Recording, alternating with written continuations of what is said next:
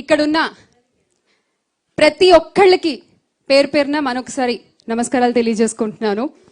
నిన్ననో మొన్ననో ఒక చోట ఒక చిన్న విషయం విన్నాను, అది మీతో షేర్ చేసుకుంటాను ఈ రోజున. దేవుడు ఒకళ్ళని రాజు చేయాలనుకుంటే గనక డైరెక్ట్గా కిరీటాన్ని తెచ్చిపెట్టాడట. ముందు ఆ వ్యక్తికి ఒక యుద్ధాన్ని ఇస్తాడట.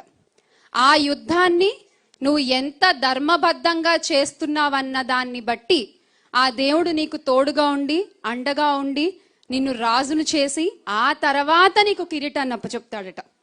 ఈ రోజున మన అధినేత శ్రీ వైఎస్ జగన్మోహన్ రెడ్డి గారిని రాజుని చేయడానికి ఆయన అధ్యక్షతన మనందరం కూడా ఆ ధర్మ యుద్ధాన్ని చేస్తున్నాము.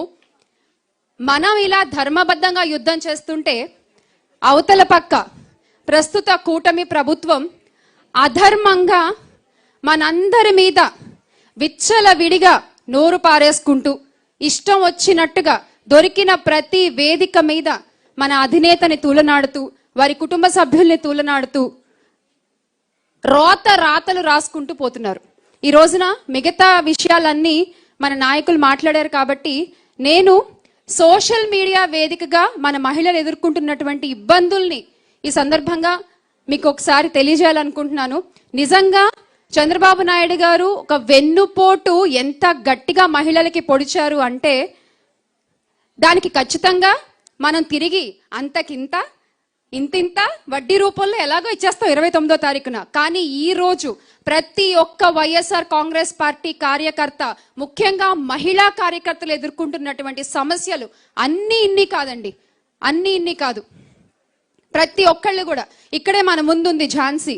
ఆ అమ్మాయిని ఎంత వేధించారు అసలు నాకు తెలుసు. నేను మొదటిసారి వాళ్ళ ఊరు వెళ్ళినప్పుడు మొరపెట్టుకు నిజంగా మీ కళ్ళ ముందు మాట్లాడుతున్న నేను 2024 ఎన్నికల్లో జగన్మోహన్ రెడ్డి గారికి వచ్చి క్యాంపెయినింగ్ చేస్తూ ఆయనకి సపోర్టింగ్ గా మాట్లాడినందుకు గాను నా మీద ఎంత అసహ్యంగా పోస్టులు పెట్టారు, ఎంత దాడులు చేశారు జనసేన పార్టీ వాళ్ళు కానీ ప్రస్తుత చంద్రబాబు నాయుడు గారు కానీ, ఇంకా మాటలతో చెప్పుకోలేమన్నమాట అవి. అంటే ఒక మనిషిని మానసికంగా ఎంత కృంగదీయాలో అంతా కృంగదీసేటువంటి ప్రయత్నం ఈ చంద్రబాబు నాయుడు గారికి వెన్నతో పెట్టినటువంటి విద్య. అయితే మనం కృంగదీసినంత మాత్రాన కుంగిపోతామా? ఆపేసినంత మాత్రాన ఆగిపోతామా? అలాగే జగన్మోహన్ రెడ్డి గారు ఇచ్చిన ధైర్యంతో నిలబడతాము, పోరాడతాము, పోరాడి గెలుస్తాము. అవునా కాదా?